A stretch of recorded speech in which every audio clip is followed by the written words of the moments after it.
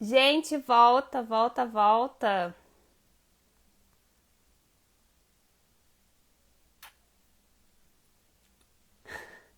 Gente, caiu, mas já levantei. A conexão caiu aqui. Amém, que chatice. Vamos começar de novo.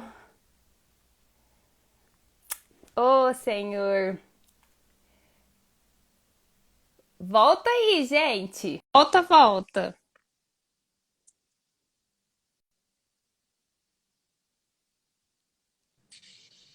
Voltei. Voltou? Vambora, Vambora. vambora. O que você estava falando?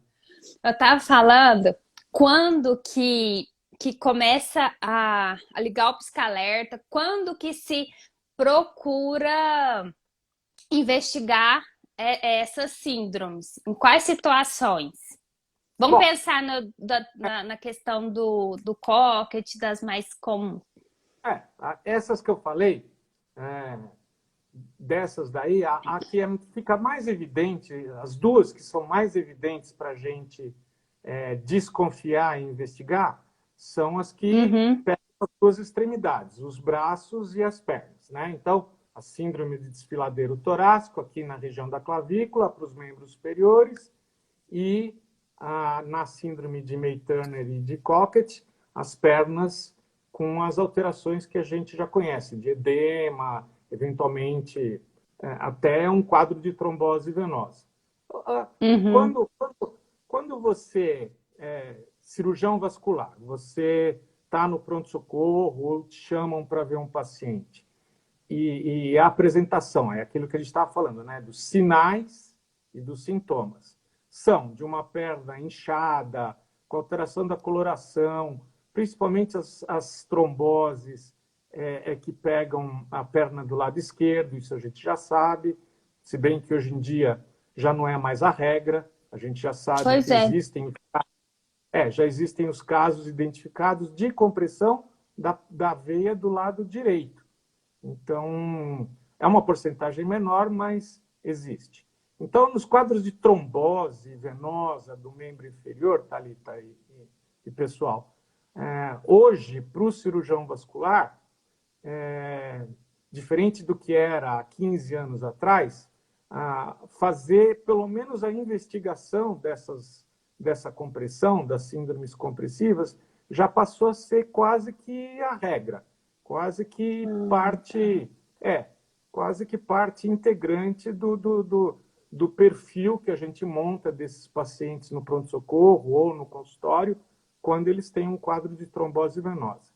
Nos pacientes que chegam para a gente pura e simplesmente com edema da perna e varizes, ah, existem sinais do ultrassom Doppler que nós pedimos para fazer só dos membros inferiores e que podem dar a dica de alguma coisa mais para cima, mais dentro da pelve, mais dentro do abdômen. Por exemplo, inversão do fluxo sanguíneo na veia femoral, é, a dilatação da veia femoral, a presença de circulação colateral ali na região da junção da safena com as veias profundas. Então, hoje, tanto os cirurgiões vasculares como os próprios ultrassonografistas, eles já têm na cabeça algumas dicas de que deve existir alguma coisa mais para cima e que precisa ser investigado. Eu, eu desde sempre, quer dizer, faz muitos anos já, que eu defendo a extensão do exame do ultrassom Doppler para cima Pra da cima. virilha, para cima da virilha, que é o que se faz mais normalmente, mais comumente no serviço. É, mas não existe um consenso para isso. Eu acho que existe uma dificuldade até econômica para incluir esse estudo para cima. Então, o cirurgião vascular tem que fazer o pedido específico da investigação, né? Uhum. Mas é uma coisa que eu vejo que mudou muito entre os cirurgiões vasculares coisa de 10 anos para cá, né, por aí, dessa preocupação já de estudar e ter pelo menos certeza de que não é, né? Então, Entendi. então é muito mais fácil, muito mais tranquilo para o médico ter a certeza e descartar a doença do que deixar passar ela desapercebida e depois, lá na frente, esse paciente, essa paciente voltar com uma trombose venosa e você se arrepender de não ter investigado com um exame que é, né, um exame super tranquilo, tem um custo baixo para os convênios e tudo mais, e o convencimento das fontes pagadoras de que é mais barato pagar um ultrassom de pelve do que custear a internação de uma trombose venosa, ficou muito clara para eles e acho que hoje ninguém mais questiona isso. Então, foi Claro. uma curva de aprendizado mesmo. Foi uma curva de aprendizado de passar do diagnóstico de uma trombose de membro inferior esquerdo, pura e simplesmente, para uma trombose que se estende lá para cima, para as veias ilíacas, que tem uma causa muito diferente da simples presença de varizes nos membros inferiores. Então, acho que hoje a gente está bem calçado nessa parte teórica do aprendizado e da atuação dos médicos. Excelente. Doutor Oz, eu tive 10 anos atrás, né? Então eu tô participando dessa curvona aí que você está falando, dessa mudança de paradigma e até de conduta, né? E eu me lembro que eu fiz o da perna e o da pelve, que dá o indicativo. E na ocasião, lá um tempo atrás, aí foi sugerido fazer a. Como é que chama o trem? Angiotomografia. Não, Angiotomografia. A flebografia. flebografia. Sim, Flebografia, na época. sim. E aí, Tá ficando velha, hein? e aí, tô velha! Pois é, isso que eu tô pensando, doutor do céu, olha o tanto que já mudou.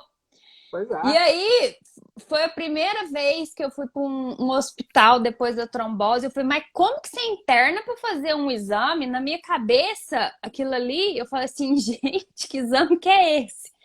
Aí, hoje em dia, vamos explicar. Angiotomografia.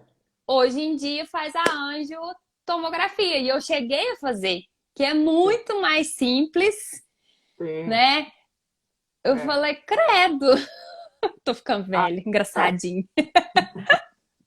Eu também tô. Quando você me conheceu, eu não tinha cabelo branco, nem vem. É.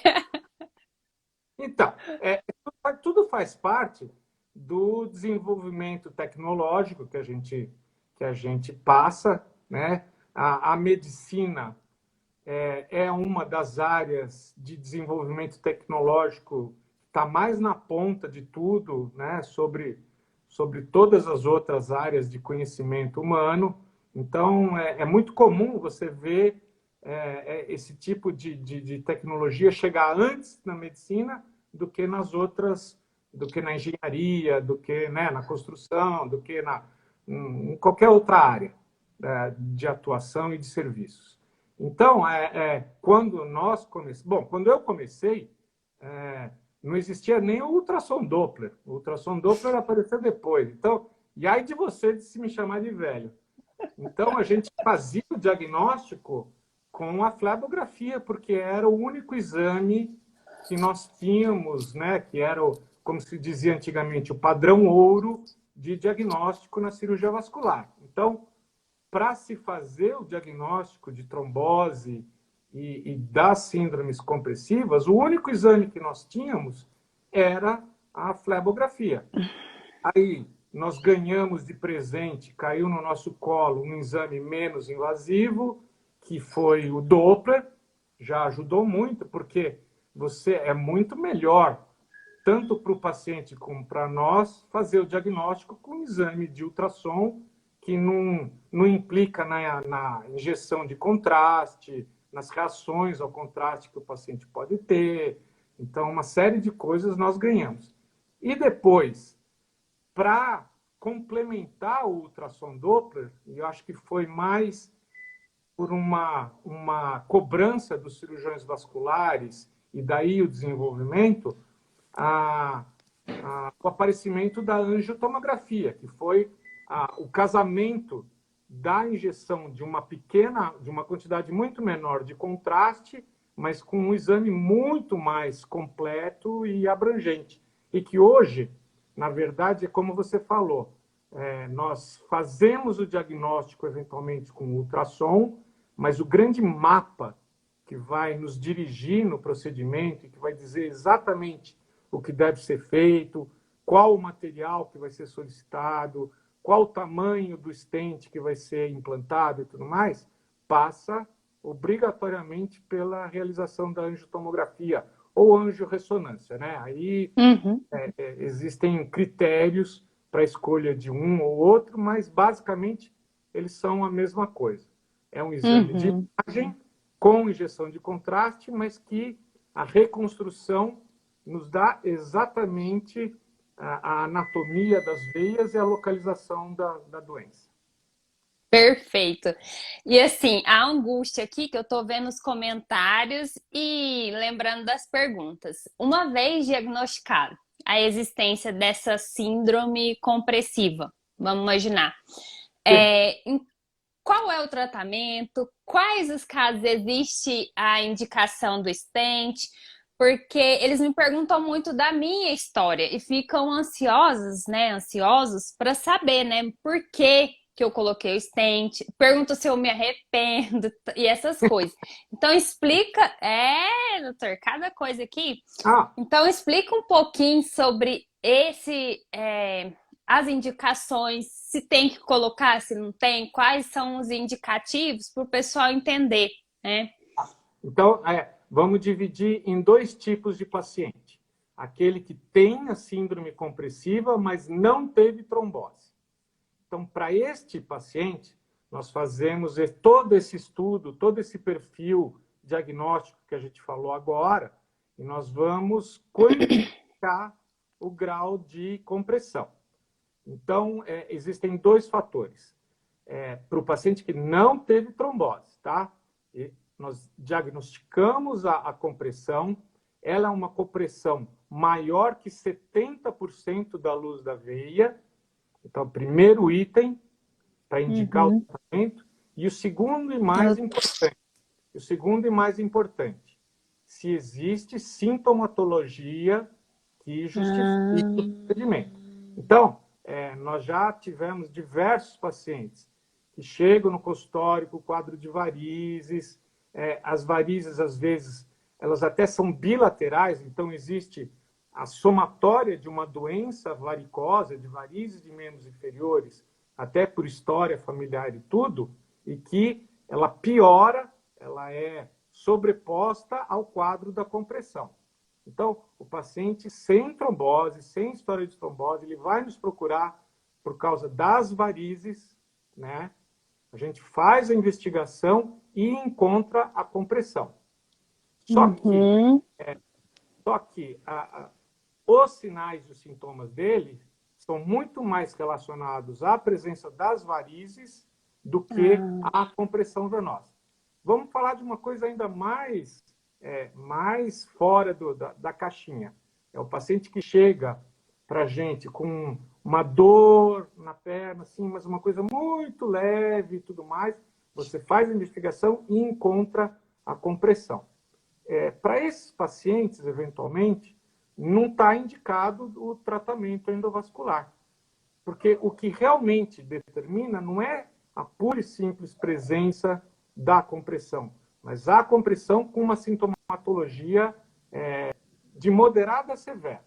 Entendeu? Então, você olha para o paciente e você vê uma diferença muito grande de volume dos dois membros, com sintomatologia de insuficiência venosa importante, que está atrapalhando a vida desse paciente, você pode considerar o tratamento sim. Fora disso, o tratamento é conservador, com meia elástica, tudo, e observação. Para o Uhum. paciente com trombose venosa, aí a coisa é completamente diferente. Por quê? Porque ele tinha compressão, eventualmente ele até teve uma fase de sintomas da insuficiência venosa, mas sem o quadro de trombose, e em algum momento ele teve a agudização do quadro com a formação do coágulo dentro da veia. Para esses pacientes, o tratamento está indicado sempre. Quer dizer, paciente com compressão, com história de trombose, com diagnóstico de trombose, ele tem uma obstrução ao fluxo do sangue que não vai se recuperar naturalmente. O organismo ele já fez o trabalho dele lá atrás, quando ele teve o quadro de trombose, não conseguiu recanalizar a veia. Então, tudo que ele tem de sintomas está relacionado à obstrução e não o refluxo ou a estase venosa.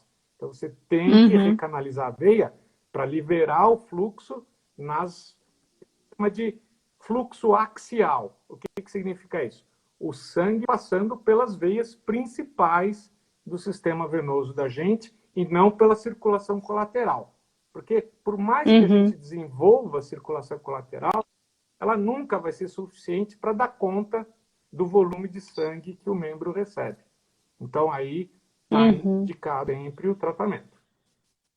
Uhum. E a questão do tratamento é a colocação do stent. E é justamente a Hoje, colocação do stent que o pessoal teme. olha, se a gente falar um pouquinho de história de novo, Thalita, que até antes do... Porque o stent venoso, a história do stent venoso começa em 1991.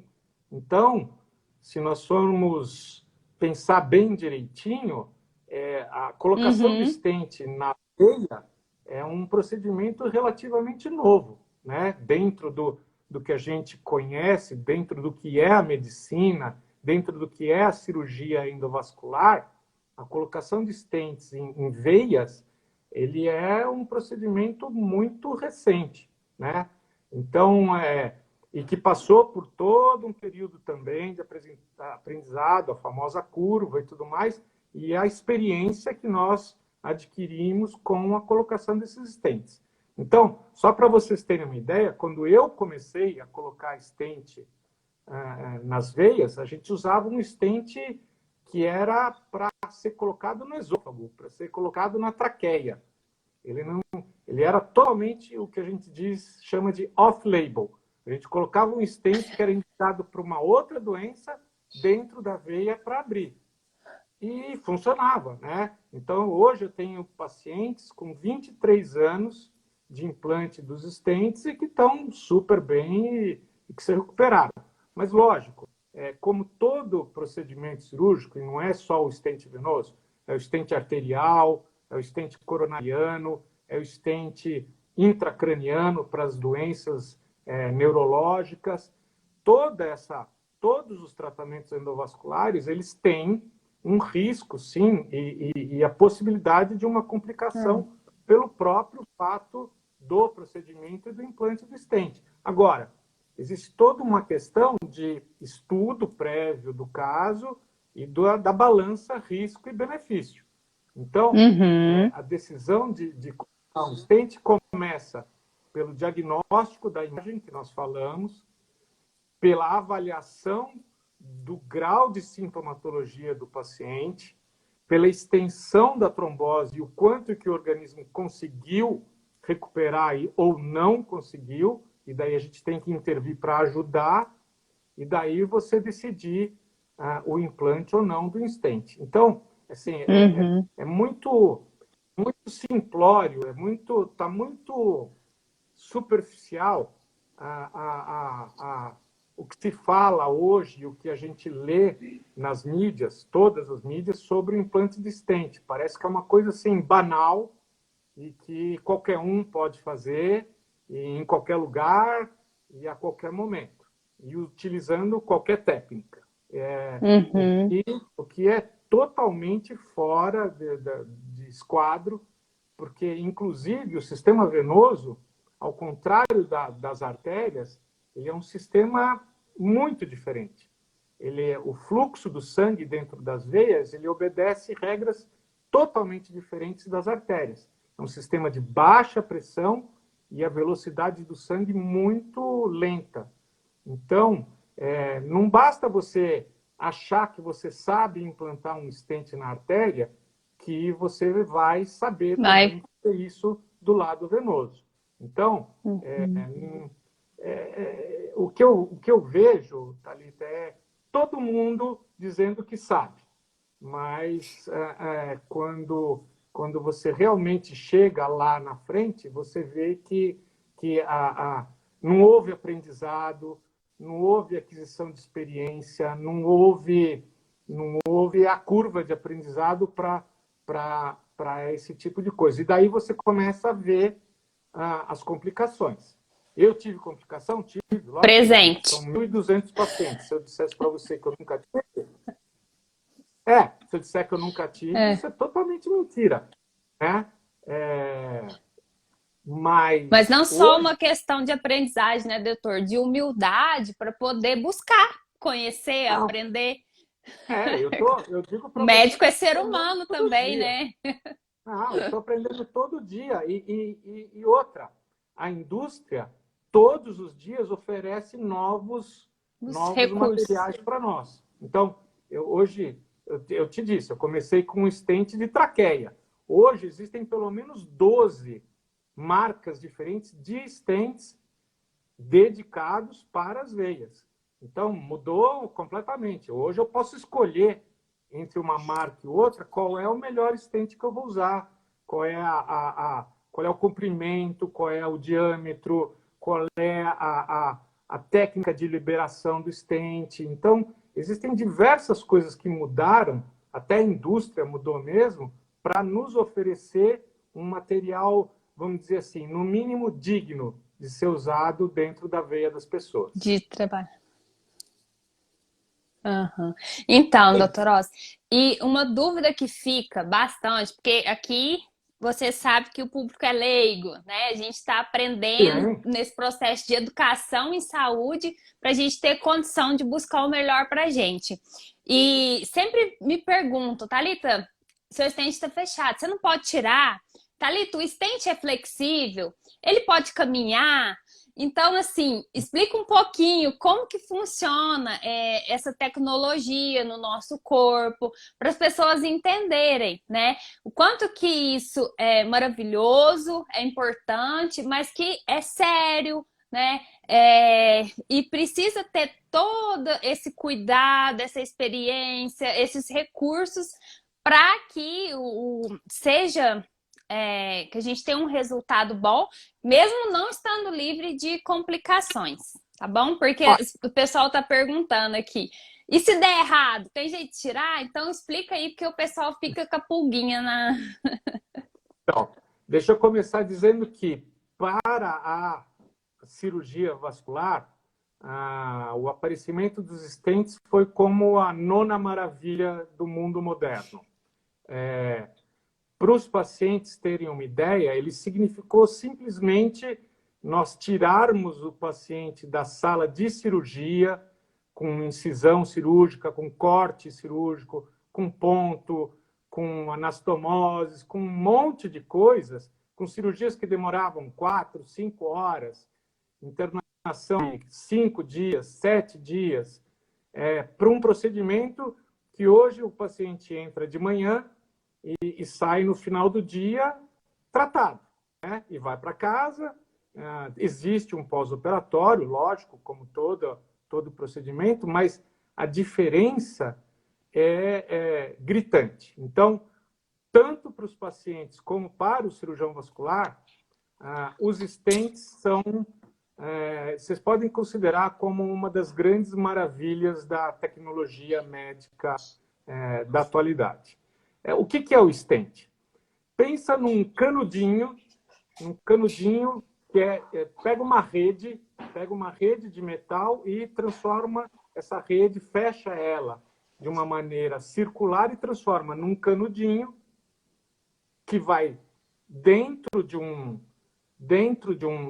catéter, e quando você chega na região onde deve ser dado, existe todo um mecanismo de liberação desse canudinho, ele abre e ocupa toda a luz, toda a parte central da veia, liberando o fluxo lá dentro.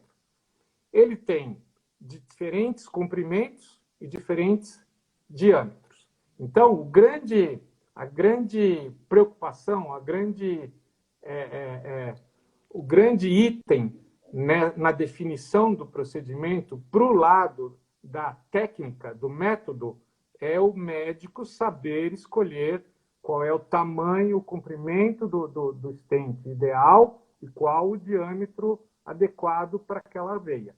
Por quê? Porque você tem que liberar o fluxo da melhor maneira possível, o mais próximo do diâmetro normal do que era aquela veia, sem correr o risco esse stent migre, que ele saia do lugar.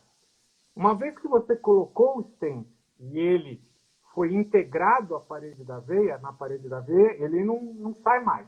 Não existe a retirada de um stent, a não ser que você opere, a não ser que você abra o paciente, né, cirurgicamente, vá lá na veia, abra a veia e retire o stent. Do ponto de vista de metodologia e técnica endovascular, uma vez que você liberou o stent e ele ficou ali quietinho, não existe mais como você retirar.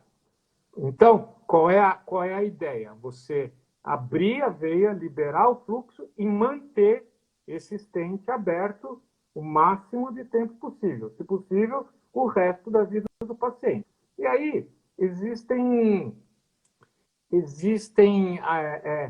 coisas que são próprias do paciente. Então, existem alterações do sangue, que a gente já falou aqui, as trombofilias, existe o nível de sobrecarga que esse stent vai ter que suportar. Então, é muito diferente você colocar o stent numa pessoa que tem uma vida relativamente tranquila e sem grandes atividades, do que colocar numa pessoa como você, que não para quieto.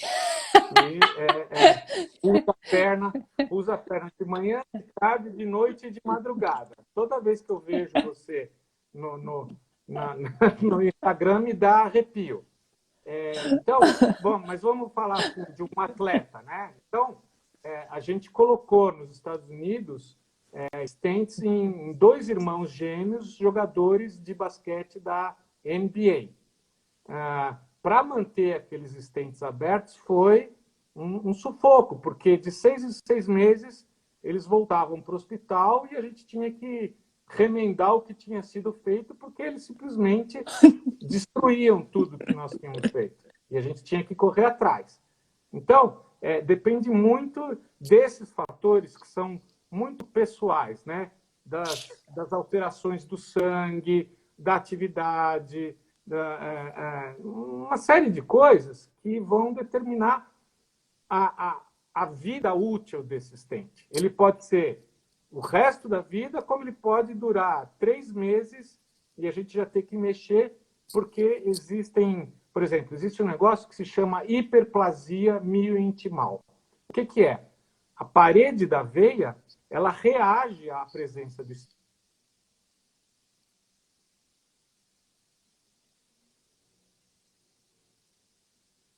Reage à presença do stent com uma inflamação.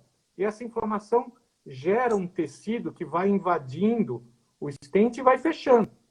E você tem que ir abrindo esse stent, abrindo e mantendo ele o quanto tempo você conseguir aberto, contra uma reação que, no final das contas, é normal do organismo.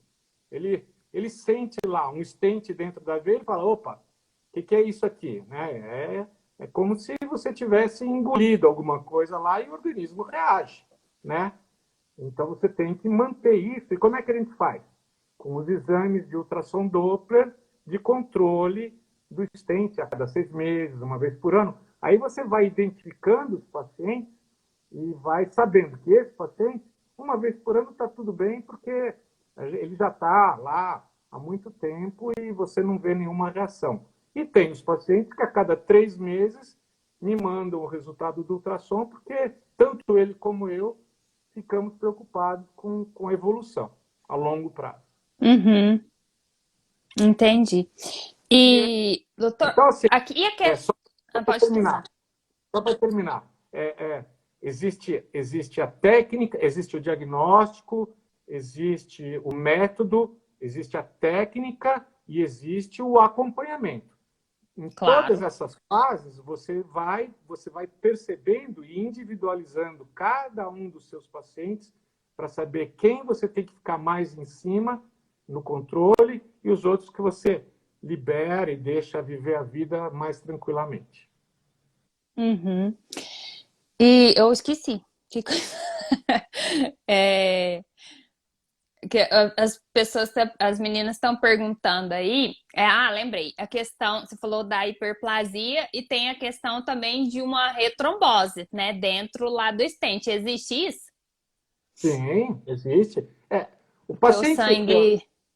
os pacientes que tiveram um evento de trombose, a gente tem que sempre lembrar que, apesar de nós colocarmos o stent e liberarmos a parte física do funcionamento da veia, que é a passagem livre do sangue, existe por Uhum. trás do stent uma parede venosa que é toda alterada por conta da trombose anterior. Então, já não é mais uma veia normal, por É. natureza.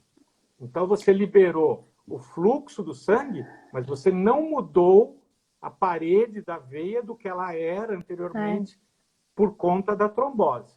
Então, todo paciente que teve trombose, ele tem um risco, dependendo das alterações que ele tem, mas a gente sabe que ele já começa com um risco 5 vezes maior do que a população normal, do que a população em geral, de ter um evento de retrombose.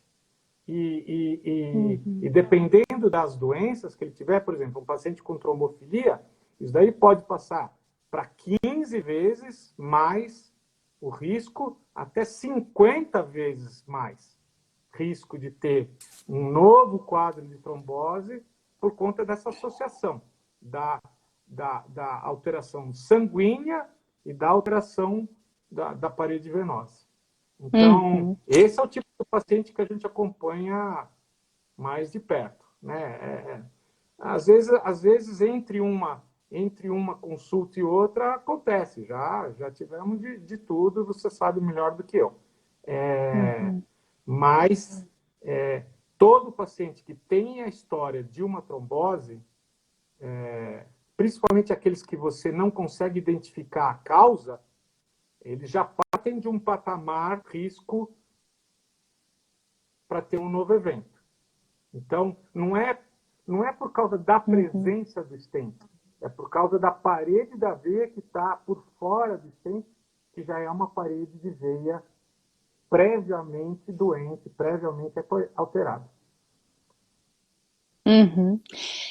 E agora, doutora Oz, quando a gente fala, a gente pensa, né, quando a gente fala de mulher, a gente tem que pensar na questão da gravidez, Estou do vendo. sonho da maternidade. Tá ouvindo, não? Está cortando.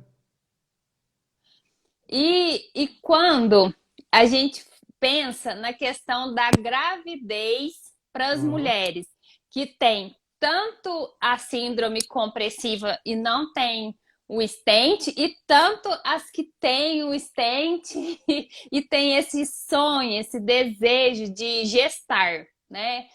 E porque eu sei que essa é uma angústia das mulheres, né, que tem esse sonho.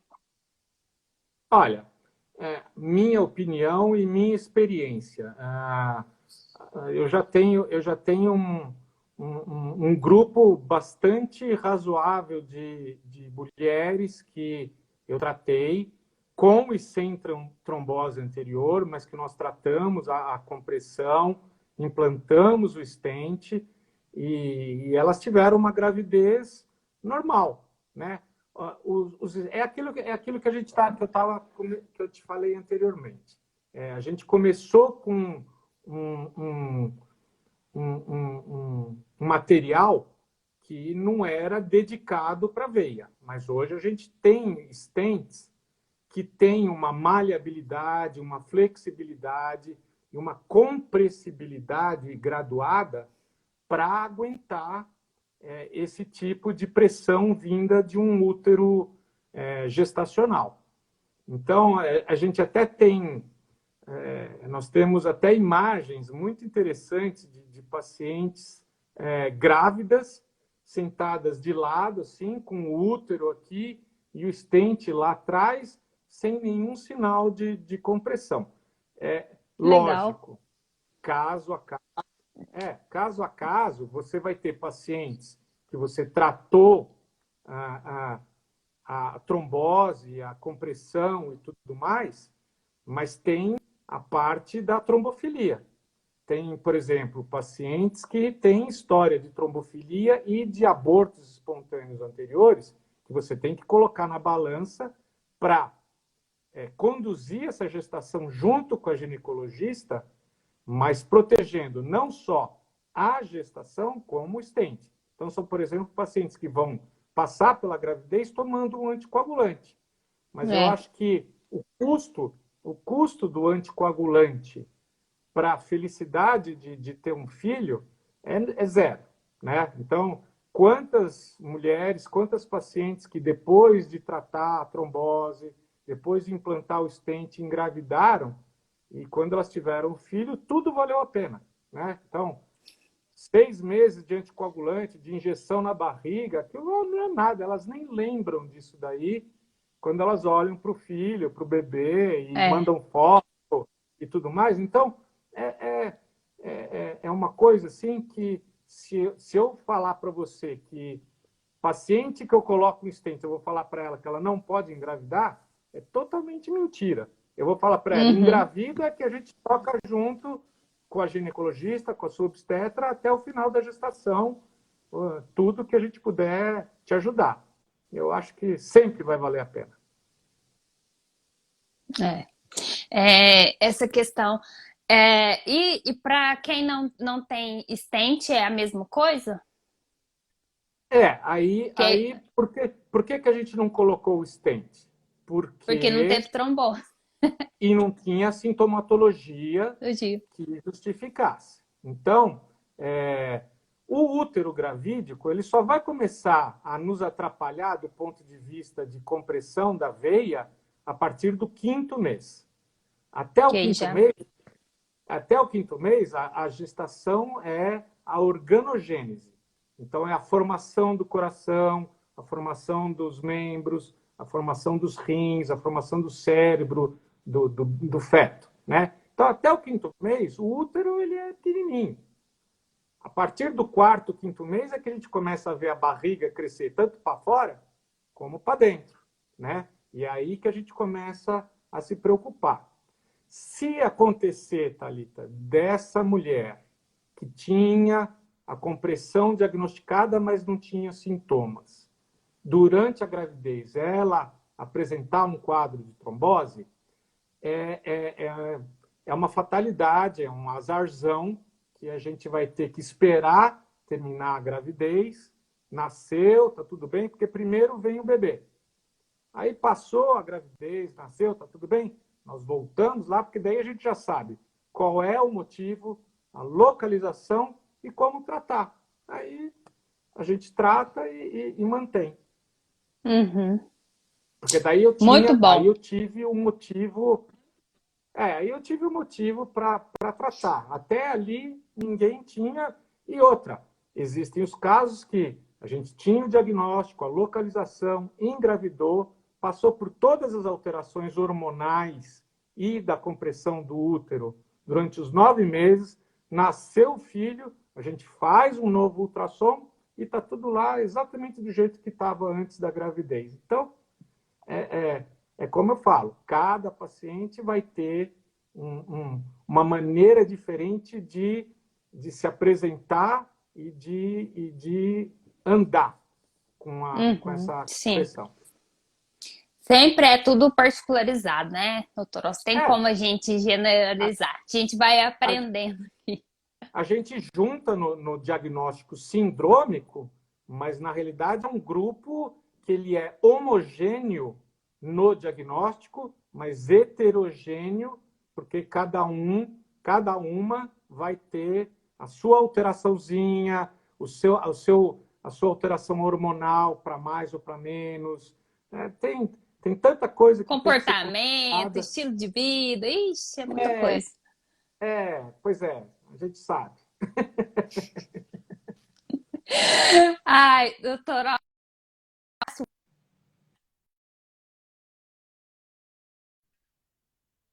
Tá cortando, tá do cortando. fã-clube, quais são as novidades para os casos, né, de tratamento de obstrução de estente, sobre essas coisas que a gente pode, que a gente sabe que pode acontecer, para trazer um pouquinho de esperança, né? Até mesmo para as pessoas que ficam uma pessoa relatou, eu tô correndo da colocação de stent, mesmo tendo todo o indicativo para colocar, quais são as novidades, as possibilidades de tratamento? Pensando, por exemplo, eu sou uma pessoa que tive, que estou com o stent obstruído, a gente tem outras colegas, né, que estão passando por essa situação. A Elaine tá comentando, tem a Yara, que nós somos as mais próximas, mas eu sei que tem várias pessoas, quando eu comento sobre isso, que tá vivenciando isso agora, nesse momento. Quais são as novidades, as perspectivas para a gente ter um pouquinho É, de esperança?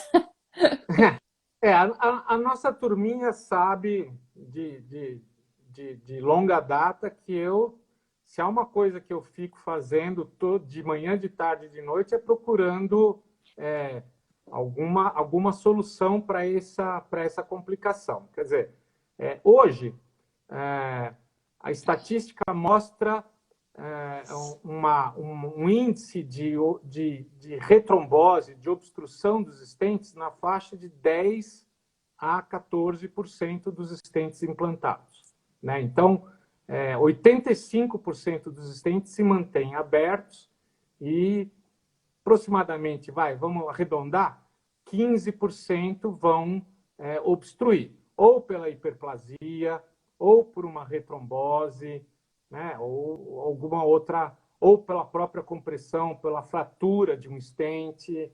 Então, existem diversas causas da obstrução intraestente. Isso daí é uma coisa que está chegando nas salas da bioengenharia dessas indústrias que nos oferecem material. Então, esses 15% dos pacientes, eles já se transformaram num grupo que tem potencial. Vamos ser muito honesto aqui. A indústria, ela responde a uma oferta de pacientes em potencial para eles gastarem dinheiro em pesquisa e Inovação. desenvolvimento de tecnologia. Então, eles precisaram, durante algum tempo, perceber o potencial do mercado venoso para nos oferecer material dedicado. Isso tem de 5 a 10 anos. E agora que eles entraram nesse mercado, eles começaram a perceber que existe esse subgrupo dos pacientes que foram tratados e complicaram. Então, agora a gente está começando a receber uma oferta de materiais diferentes para tratar esse grupo. As meninas aí sabem do catéterzinho que eu trouxe, que era totalmente experimental e hoje já está integrado ao mercado, não no Brasil, mas fora, mas que a gente conseguiu, em alguns casos, atravessar a obstrução e consertar. Esse é o termo, é consertar mesmo, porque Não tem outra palavra para explicar o que a gente faz lá.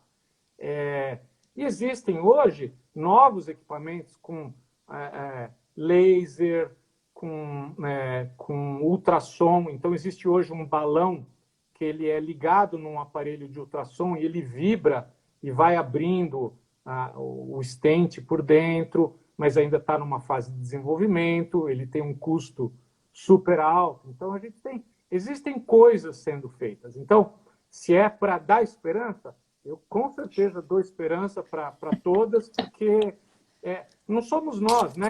Os médicos, eles têm o conceito, eles têm o conceito, eles têm o conhecimento, eles têm a mão, eles têm o domínio do método.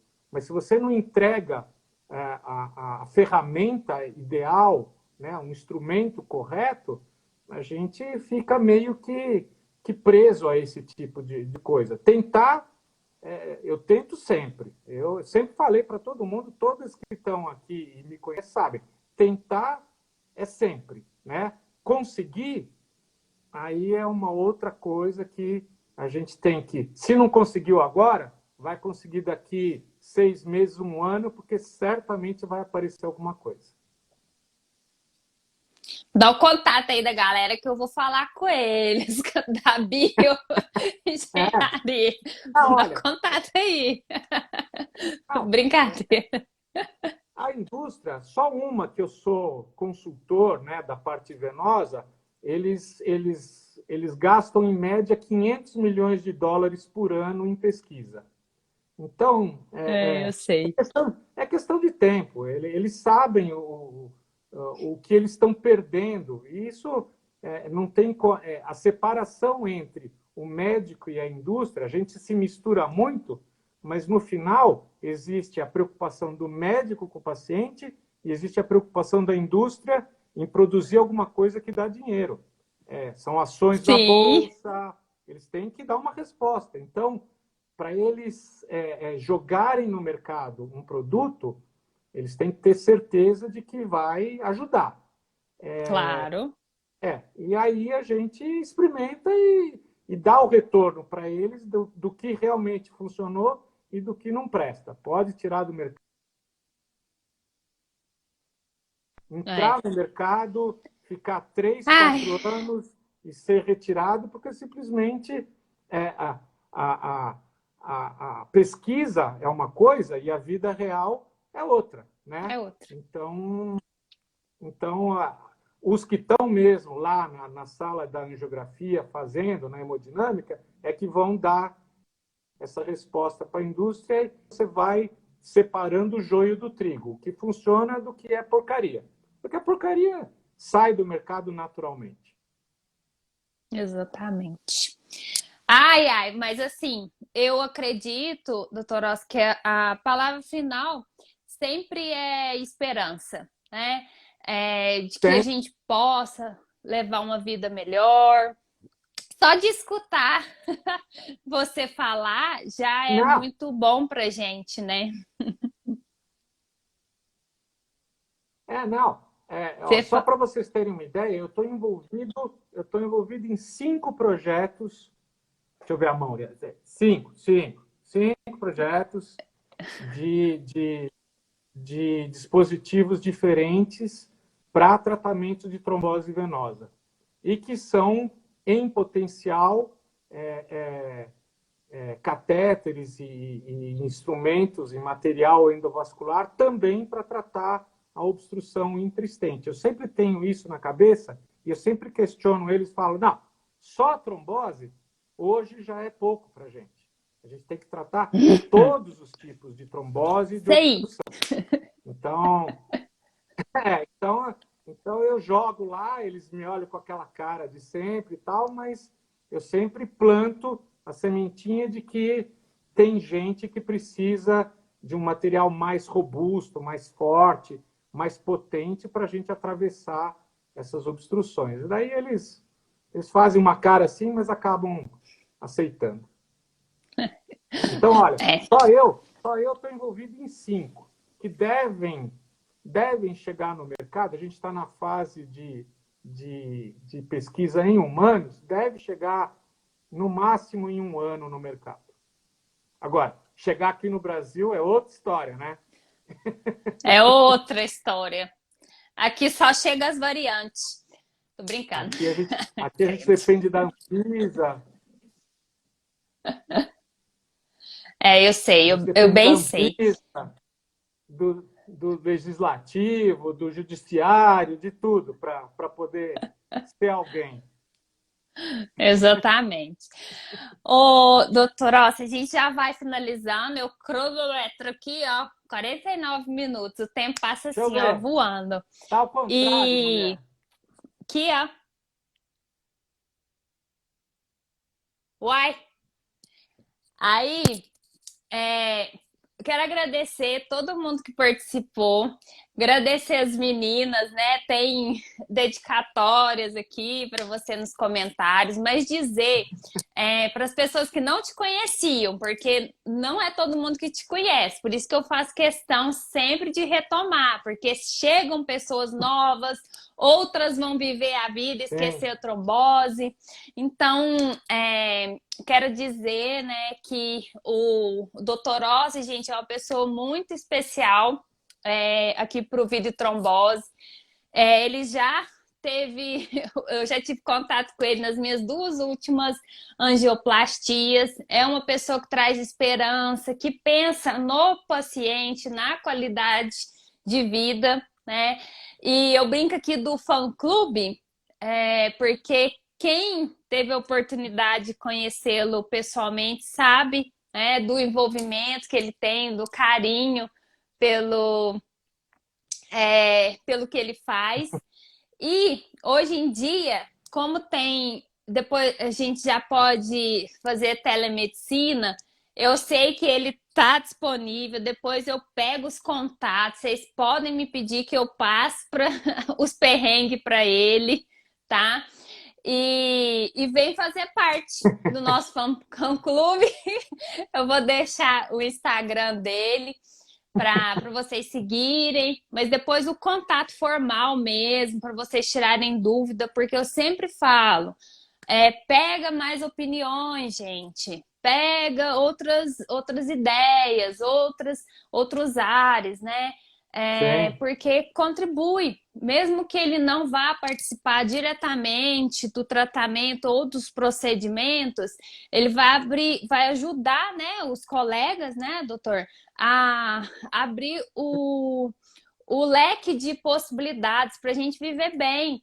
Porque ele brincou aqui que eu pulo, faço um monte de coisa, mas é o que a gente quer viver, né, doutor Ossi? A gente passa por isso, mas a gente não quer ficar com a incapacidade, a gente faz as adaptações, mas quer continuar vivendo.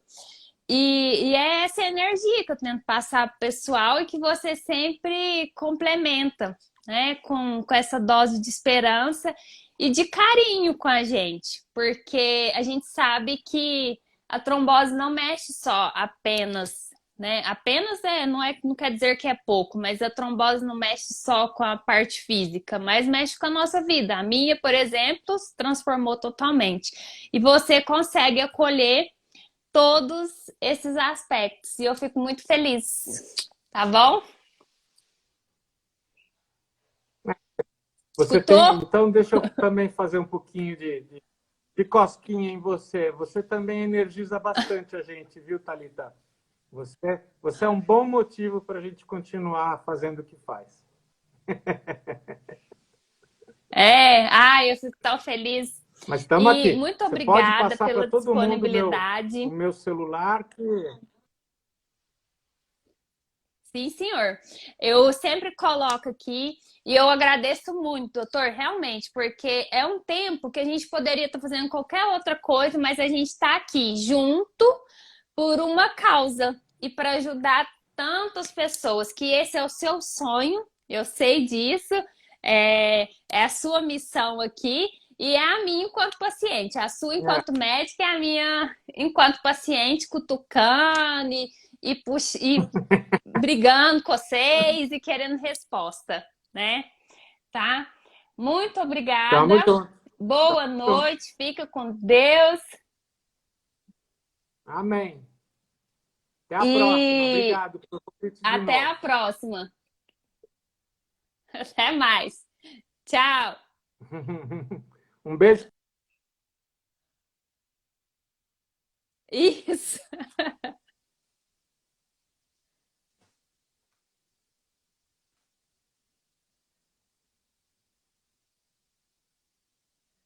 Oi, gente, ele acabou de sair, mas Elaine, Yara, todo mundo que está aqui sabe no coração a importância que esse médico tem para nós, né? Esse ser humano, né? Não é só um profissional. Então, eu vou colocar o Instagram dele, o contato. Você vê que ele disponibiliza. E, Jocely, a questão é, você pode ter contato com ele, pode conversar, tá? Ele é super acessível e ele ajuda tudo naquilo que for possível, tá bom, gente? Então, brigadão por mais uma live espetacular. E eu agradeço a presença de todos vocês. Vocês sabem que eu faço, organizo essas lives com muito carinho, tá bom? Beijão. E todas as lives ficam salvas no canal do Telegram. Quem não teve oportunidade de ver tudinho, pode ir lá assistir, tá bom? Beijão.